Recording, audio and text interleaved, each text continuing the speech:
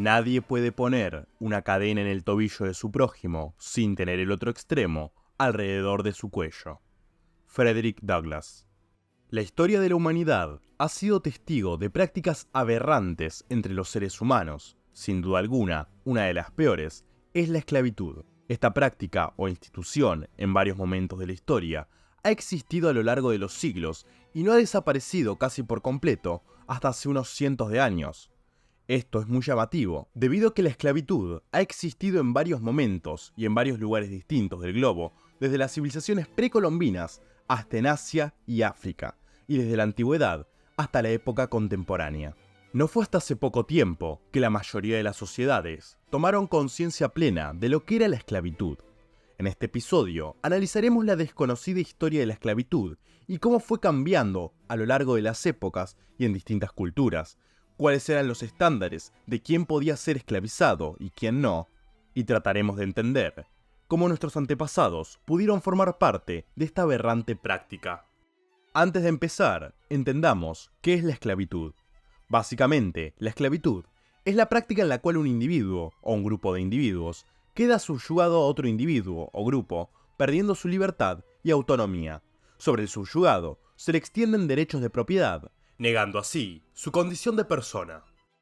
Los registros prehistóricos sobre la existencia de la esclavitud son escasos.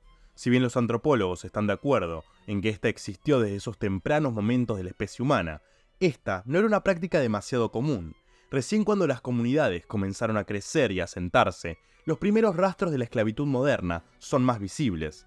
Era más que usual que una tribu de cazadores-recolectores depredara de forma constante a una tribu sedentaria, terminando la primera en convertirse en una suerte de amos sobre la segunda. Este no es solo el germen de la esclavitud, sino también del poder político en general, o sea, de los estados modernos. Ambas instituciones tienen mucho en común. Al igual que la especie humana, la esclavitud nació en África, en la cuna de una de las civilizaciones más antiguas y prósperas de la historia, Egipto. Primero que nada, hay que entender que los egipcios utilizaban los términos sirviente, de servir, proteger y trabajar, y esclavo de manera confusa.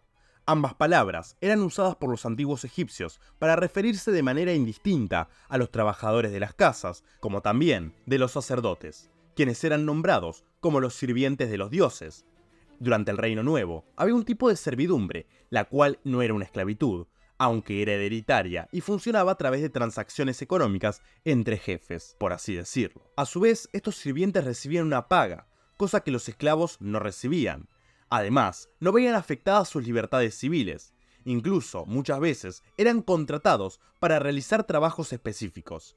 Además, estaba estipulado en los contratos que estos sirvientes podían iniciar acciones legales contra sus contratantes si es que sufrían algún tipo de abuso o falta. Para trazar un paralelismo con alguna institución laboral de la actualidad, este sistema era similar al empleado por los equipos de fútbol que compran y venden jugadores. Entonces, si estos trabajadores gozaban de ciertos privilegios y además no estaban subyugados a la esclavitud, ¿quiénes eran los esclavos? Una constante a lo largo de la historia, y el Reino Nuevo de Egipto no fue la excepción, es que muchas veces los prisioneros de guerra eran utilizados como mano de obra esclava. Esto fue así desde esta época hasta incluso durante la Segunda Guerra Mundial. Los egipcios llamaban a estos desdichados Sekeiru Anej, cautivos de por vida.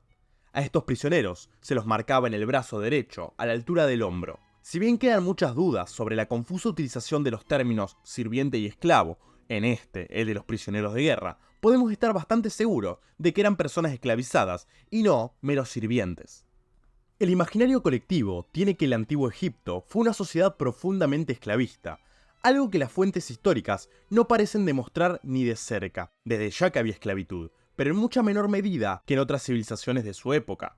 Esta idea viene influenciada en gran medida por los relatos bíblicos, los cuales en muchos casos no coinciden con las fuentes históricas tangibles.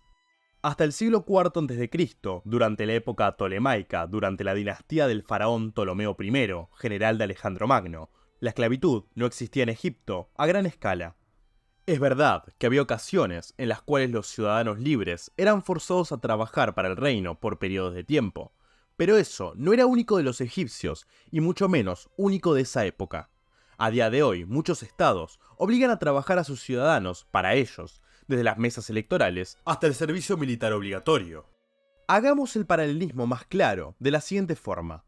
El Estado egipcio solicitaba a la fuerza, tu fuerza de trabajo, por 6 meses para construir la pirámide de tu señor rey.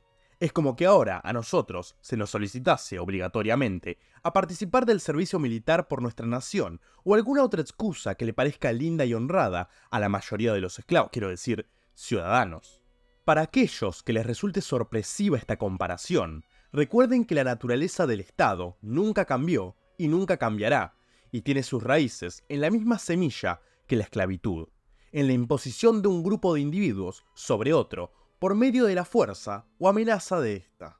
Por más de 1000 años, en Egipto, los esclavos eran conseguidos a través del secuestro y la guerra, y hasta el Reino Nuevo, la esclavitud fue hereditaria. No hay muchas constancias de que los egipcios se esclavizaran entre ellos, y esto es un punto central que analizaremos luego. No se suelen encontrar muchos casos en los cuales una civilización se esclaviza a sí misma, siempre salen a buscar a los esclavos afuera.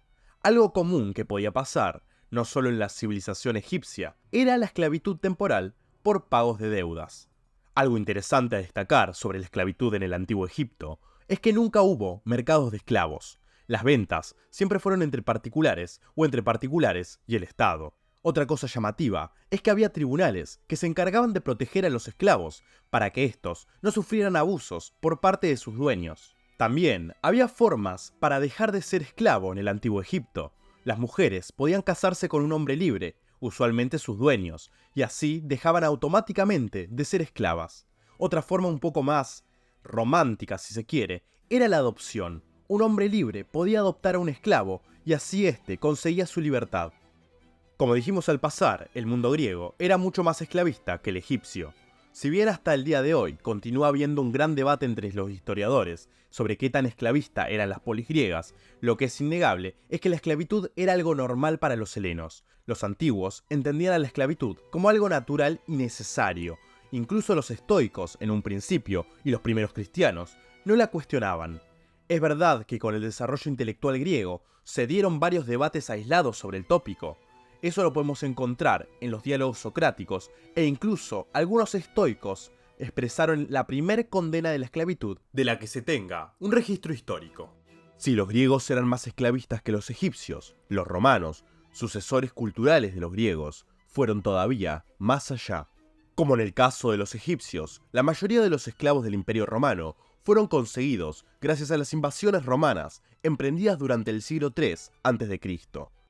Al igual que ocurría en el caso de los primeros asentamientos humanos, donde una tribu nómade se imponía sobre otra sedentaria, y a lo largo del tiempo, la primera terminaba por constituir una jerarquía sobre la otra, basada en la imposición por la fuerza, los romanos hacían lo mismo sobre los territorios conquistados y los pobladores de estos, que pasaban a ser automáticamente propiedad del Imperio Romano.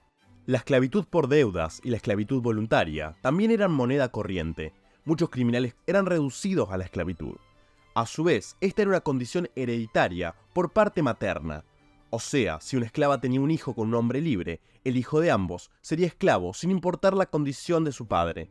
Muchas veces los huérfanos y los vagabundos eran reducidos a la esclavitud. La mayoría de los esclavos, al ser vistos nada más que como una mercancía, eran vestidos con prendas sencillas o incluso con harapos. Algunos propietarios de alto nivel social y adquisitivo elegían vestirlos mejor para reflejar su poder. La cantidad de esclavos era un reflejo no tanto de poder económico, sino más bien de poder social, como ahora esas personas que eligen comprarse ropa cara para demostrar al resto qué tan ricos son sin realmente serlo. Muchos criminales eran reducidos a la esclavitud. El Imperio Romano contaba con un intenso tráfico de esclavos. Tal era la dimensión de esta institución, que el imperio contaba con mercados y subastas públicas de esclavos, las cuales estaban supervisadas por los cuestores, los funcionarios fiscales del imperio.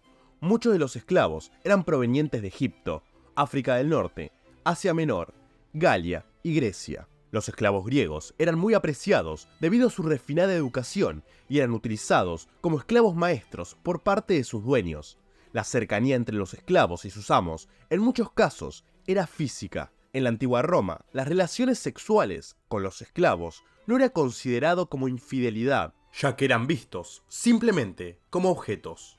La esclavitud era algo normal para la vida del romano promedio. La sociedad romana estaba organizada de la siguiente manera. Arriba de todo estaban los senadores, los patricios, seguidos por debajo de la nobleza ecuestre, ordo equester. Luego la plebe, hombres libres del común. Después, hombres libertos, que habían sido esclavos. Y debajo de todo estaban los esclavos. Incluso en esta sociedad profundamente estamental, los esclavos podían trabajar por dinero y a la larga comprar su libertad. O si su amo era muy bondadoso y estaba agradecido por el servicio de su esclavo, éste podía decidir liberarlo como forma de agradecimiento. Para ejemplificar esta cierta movilidad social, si se quiere, Pertinax, emperador de Roma, era hijo de un esclavo libre. Este ejemplo muestra de forma muy tajante cómo se podía pasar de ser esclavo a ser el hombre más poderoso de toda Roma en tan solo 2 generaciones. A su vez, los esclavos que estaban al servicio del emperador o del senado tenían una jerarquía mayor que aquellos que trabajaban para dueños particulares. Los primeros, a su vez, podían ejercer ciertos puestos en la administración pública. Hubo un grupo de esclavos particulares que se han hecho famosos por el cine y las artes, los conocidos gladiadores. En el siglo III a.C. aparecen los primeros espectáculos de gladiadores. Con el surgimiento de este entretenimiento, surgen escuelas de gladiadores, instituciones donde se les daba entrenamiento a algunos esclavos. Los gladiadores eran vistos como un escalafón más alto que los esclavos promedios, debido a que estos eran vistos como una suerte de superestrellas de Roma. Es por eso que tenían permitido beber vino e incluso se les ofrecían prostitutas para satisfacerlos. Los gladiadores recibían entrenamiento diario y eran vistos como una buena inversión para sus dueños. Las muertes de estos en la arena eran comunes, pero no era lo más favorable para sus dueños, debido a que estos no eran baratos y lo mejor que le podía pasarle a sus amos es que tuvieran una larga y próspera carrera de luchas. Algunos gladiadores notables fueron Flama y Crixo, mano derecha de Espartaco. Este último, Espartaco, fue el líder de una revuelta de esclavos. No era algo extraño que los gladiadores tuvieran sentimientos de rebelión, debido a que conocían de cerca lo que era ser un hombre libre, y además tenían capacidades militares. De hecho, la población esclava era de tal magnitud que el Senado denegó un proyecto de ley que obligaría a los esclavos a utilizar una suerte de uniforme, para así no permitir que estos se vieran en mayoría numérica y los haga sentirse envalentonados para rebelarse en masa. Espartaco consiguió liderar una revuelta de esclavos que contó con la participación de 70.000 hombres, entre los cuales había esclavos, gladiadores y algunos hombres libres que se oponían a la esclavitud. Esta revuelta duró del 73 al 71 a.C. Luego de varias victorias contra el ejército de la República, Espartaco sería asesinado y la revuelta sería aplacada. Con la caída de Roma, la esclavitud no se acabó, sino que cambió de acuerdo a las regiones del globo. Si vamos a América del Norte, varios de los indígenas de la costa noroeste del Pacífico, como los Jaída, eran conocidos tradicionalmente como guerreros feroces y traficantes de esclavos. La esclavitud era hereditaria, siendo los esclavos prisioneros de guerra. Sus objetivos a menudo incluían los grupos de la costa Salish. En algunas tribus, alrededor de una cuarta parte de la población eran esclavos. Otras tribus esclavistas eran los Pawnee de las grandes llanuras, los iroqueses del estado de Nueva York y los Yurok y los Klamath de California. En lo que hoy es Centroamérica, las civilizaciones mayas y azteca practicaron la esclavitud por siglos. La guerra era importante para la sociedad maya, ya que las incursiones en las zonas circundantes proporcionaban las víctimas necesarias para los sacrificios humanos, así como esclavos para la construcción de templos. Para los mayas, la esclavitud era hereditaria, a menos que se comprase el retorno del esclavo, esto es, que se pagase un rescate. La mayoría de las víctimas de los sacrificios humanos eran prisioneros de guerra o esclavos. En el Imperio Inca, los trabajadores estaban sujetos a la mita, una forma de servidumbre ante el Estado Inca. Básicamente, era la forma de cobrar impuestos, debido a que no utilizaban monedas. Esto refleja muy bien la relación entre la esclavitud y la naturaleza de los estados, pasados y actuales. A su vez, los tehuelches de la Patagonia y los Tupinamba de Brasil también tenían esclavos. Esta realidad sobre la América precolombina muchas veces se olvida por cuestiones puramente políticas que buscan implantar un indigenismo idílico anterior a la colonización de América. En Asia, la esclavitud era moneda corriente. En Japón recién fue prohibida, en el siglo XVI por ejemplo. Pero lo más interesante fue el comercio de esclavos europeos. A nadie se le ocurre al oír la palabra esclavo pensar en pobres cautivos blancos europeos, cristianos, esclavizados en condiciones infrahumanas por amos musulmanes. Pero la visión de la esclavitud no estaría completa sin esta parte. Acá es importante entender de dónde viene el término esclavo, y resulta que la raíz de este proviene nada más ni nada menos que de la palabra eslavo. Los eslavos fueron sometidos a la esclavitud en el Oriente medieval. Tal fue la dimensión del tráfico que la palabra para designar a una persona sometida a la servidumbre es tomada directamente de este pueblo. La captura de cristianos fue una práctica común y generalizada en el Mediterráneo por parte de los berberiscos, piratas de los señores de Túnez, Argelia, Trípoli y el Sultanato de Marruecos, vasallos inicialmente del Imperio Otomano, pero a partir de mediados del siglo XVII prácticamente fueron independientes. Las razias musulmanas, en busca de cristianos a los que capturar y esclavizar, llegaron en 1627 a lugares tan lejanos como Irlanda o incluso Islandia. El máximo esplendor de este fenómeno tiene lugar en el siglo XVI y mediados del XVIII. De hecho, entre los siglos XVI y XVII, fueron capturados más esclavos europeos que esclavos negros fueron conducidos a Estados Unidos. La cifra aceptada es de 800.000 africanos llevados como esclavos a los Estados Unidos. El resultado de estos raídes fue que el litoral mediterráneo, entre Málaga y Venecia, quedó devastado. De aquellos tiempos proviene el dicho popular: no hay moros en la costa, para señalar que no hay peligro. Se abandonaron asentamientos, estableciéndose la población en territorios alejados de la costa, produciendo una despoblación que tuvo efectos económicos atroces. Emplazamientos pequeños, como Ibiza, hubieron de ser repoblados varias veces. Estos esclavos eran utilizados principalmente como agaliotes, en trabajos agrícolas, y también eran explotados sexualmente. Entre los cristianos esclavizados, uno de ellos fue Miguel de Cervantes, que tras pasar 5 años cautivo en Argel, fue rescatado por los trinitarios de Alcalá de Henares cuando ya estaban a punto de embarcarlo en una galera rumbo a Estambul. Cuando eran liberados y regresaban a sus países, era costumbre que procesionaran por las calles. Se calcula que 1.25 millones de cristianos europeos fueron sometidos a la esclavitud entre 1530 y 1780 por parte de Túnez, Argel y Trípoli.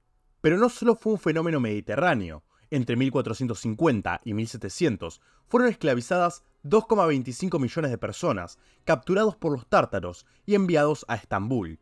En el Mediterráneo occidental, esta penosa situación no cambiaría del todo hasta la intervención de la Marina norteamericana en 1800 y luego con la conquista francesa de Argelia a partir de 1830 y más tarde en 1881 cuando Francia ocupa Túnez. La esclavitud que todos tenemos en mente, en parte porque es la más cercana a nuestra época y en parte porque ha habido mucha política hecha alrededor de esta, es el comercio transatlántico de esclavos africanos, llevado a cabo entre los siglos XVI y XIX. El origen de esta esclavitud fue un subproducto de las incursiones europeas rumbo a las Islas de las Especias, en la India. Los esclavos eran relativamente baratos en Europa, lo que verdaderamente había incentivado a los europeos a descender por las costas africanas eran las especias. Los portugueses querían encontrar la ruta más directa y rápida hacia las Indias. Vasco de Gama lo conseguiría en 1498. Los comerciantes portugueses comenzaron a adquirir esclavos africanos, los cuales eran capturados por otros africanos, en las costas de regiones como Guinea. Luego, estos eran vendidos en la cuenca del Mediterráneo y en Europa. Para inicios del siglo XVI, los españoles ya tenían en sus dominios las Antillas, un archipiélago que se convertiría en el principal proveedor de azúcar, tabaco y demás mercaderías tropicales. Para exportar todo eso, los españoles necesitaban mano de obra, que tras la debacle demográfica de los indígenas locales después de la conquista, tuvo que ser importada. Los españoles no podían traer esa mano de obra esclava de sus dominios en el continente americano, debido a que las leyes de Indias prohibían expresamente reducir a la esclavitud a la población indígena. Esto era así porque se contemplaba a los nativos como súbditos de su majestad los reyes de España. Los indígenas no podían ser esclavizados, pero sí debían ser adoctrinados en la fe cristiana. Esto les llevó a importar la mano de obra desde África. Durante casi un siglo, los portugueses monopolizaron el comercio atlántico entre África y las plantaciones hispano-portuguesas de América. A mitad del siglo XVI, ese monopolio portugués se dio ante el empuje de ingleses, holandeses y franceses, que entraron de lleno en el tráfico de esclavos para sus propias plantaciones en América, o para vendérselos de contrabando a los españoles asentados en Cuba, Santo Domingo, Puerto Rico y el Virreinato de Nueva Granada. A lo largo de los siglos XVII y XVIII se conformó el llamado comercio triangular, una ruta preestablecida creada por los mercaderes ingleses que partía de Europa con bienes manufacturados que se intercambiaban por esclavos en las costas africanas, esclavos que luego se trasladaban a América y fabricaban productos americanos para venderse de regreso a Europa. Durante esos 3 siglos, más de 12 millones de personas fueron transportadas desde África hasta América, cambiando por completo la composición étnica de las islas del Caribe, la costa brasileña y el sur de las colonias británicas de Norteamérica. Pero este comercio de esclavos no solo fue explotado por europeos, muchos esclavos africanos partieron rumbo al desierto, llevados por los árabes. Alrededor de 8 millones fueron llevados hacia el Medio Oriente. Con el surgimiento y la masiva dispersión de ideas de libertad y de igualdad, principalmente ligadas al liberalismo, la esclavitud comenzó a criticarse y oponerse en distintas regiones del globo. El Imperio Británico aprobó la Slavery Abolition Act el 23 de agosto de 1833 y a partir de 1834 entró en vigencia. España lo haría en 1870. Los neerlandeses abolieron la esclavitud en sus colonias antillanas y en el sudeste asiático en 1863. Argentina la abolió constitucionalmente en 1853. Dinamarca eliminó la esclavitud en 1792 y Portugal, solamente en papeles, en 1773. Francia la eliminó en 1794, pero como vimos en el episodio de Napoleón, esta fue reinstaurada en las colonias de forma temporal. La actual Haití, lo que en esa época era Santo Domingo, abolió la esclavitud a la vez que expulsó al gobierno colonial francés en 1804. Fue el segundo estado en proclamar su independencia en América, después de Estados Unidos. Sobre este último, tenemos un episodio planeado tratando la Guerra Civil estadounidense y la esclavitud en ese país. Después de haber hecho este breve resumen sobre la historia de esta despreciable práctica, volvamos sobre la pregunta inicial. ¿Cómo pudieron nuestros antepasados ser capaces de participar en tal despreciable costumbre? Para esto, es importante tener en mente una cosa. Como ya vimos, la constante en la mayor parte de la historia y en todos los rincones del globo fue la presencia de la esclavitud. Esto no quiere decir bajo ningún punto de vista que esto sea aceptable, pero es importante reconocerlo. Todos se oprimieron entre todos. Todos los grupos humanos fueron víctimas o victimarios de acuerdo al contexto y al periodo. En más de una ocasión, los amos se volvían esclavos, como en el caso de los esclavos griegos y sus amos romanos. Entonces, ¿a qué viene esto? Lo importante a entender es que cuando uno ve que muchos hacen una cosa, uno tiende a copiar lo que se hace y por ende a justificarlo. Como vimos, no fue hasta el siglo XVI cuando se comenzó a comerciar compulsivamente esclavos africanos y recién a finales del siglo XVII y XVIII, la justificación racial comenzó a adquirir protagonismo. A lo largo de la historia, las sociedades esclavistas casi nunca esclavizaban a sus propios integrantes, siempre solían esclavizar a enemigos o pueblos que consideraban ajenos al propio. Este es un punto importante. A uno le costaría mucho reducir a la esclavitud a alguien que uno ve como un igual. Uno necesariamente debe ver al otro como inferior para ser capaz de imponerse sobre el otro. Esta es la razón por la cual a lo largo de la historia siempre se esclavizaron entre comunidades o civilizaciones rivales. E incluso, en los casos en que un miembro de la propia comunidad se le reducía a la esclavitud, esto estaba justificado por algún crimen o falencia del sujeto. Básicamente, los antiguos y no tan antiguos lo veían como nosotros vemos a alguien que es encerrado en prisión por cometer un crimen. En la época contemporánea se han dado varios casos de esclavitud durante conflictos bélicos. Por ejemplo, durante la Segunda Guerra Mundial, tanto el Imperio de Japón como Alemania emplearon prisioneros de guerra para realizar trabajos esclavos, en muchos casos haciéndolos trabajar hasta morir. En ambos casos, la justificación era racista. Las teorías raciales, surgidas de la mano de los nacionalismos de finales del siglo XVIII y principios del siglo XIX, sirvieron como una justificación que pretendía ser científica a esta práctica.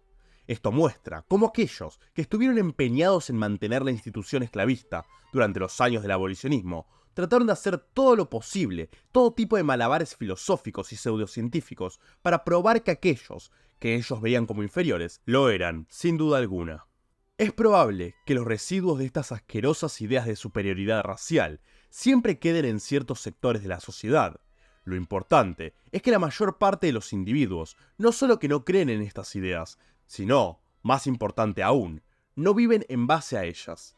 Siempre habrá grupos políticos, ruidosos, enarbolando ambas banderas, la del patético victimismo llorón y la del asqueroso nacionalismo racista.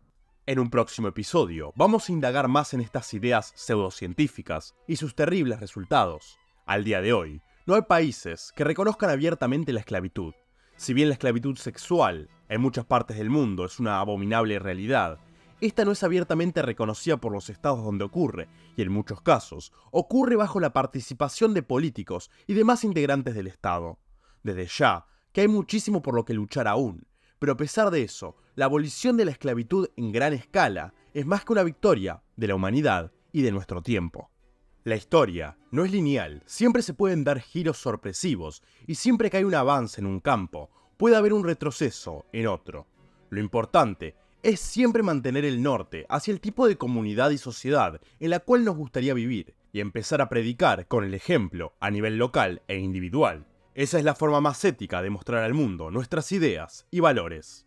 La historia de la humanidad tiene muchísimos episodios oscuros, pero en todos ellos hubo y habrá individuos heroicos que lucharán por lo que su corazón les dice que es correcto. Hombres como Espartaco o el reverendo John Brown, que se levantaron en armas contra estados esclavistas para hacer lo que todos creemos, pero no hacemos. O personajes igual de heroicos, pero menos violentos, como el citado al inicio, Frederick Douglass, que levantaron sus voces en contra de la opresión. Para terminar, les dejamos esta frase de Lysander Spooner. El verdadero significado de la libertad es vivir sin la imposición de la coerción. Nuestro contenido es una iniciativa 100% libre, sin financiamiento alguno. Invitamos a nuestros oyentes a contribuir de manera realmente voluntaria a la producción de este programa. Abajo les dejamos las siguientes membresías. Todo aporte será más que bienvenido. Muchas gracias.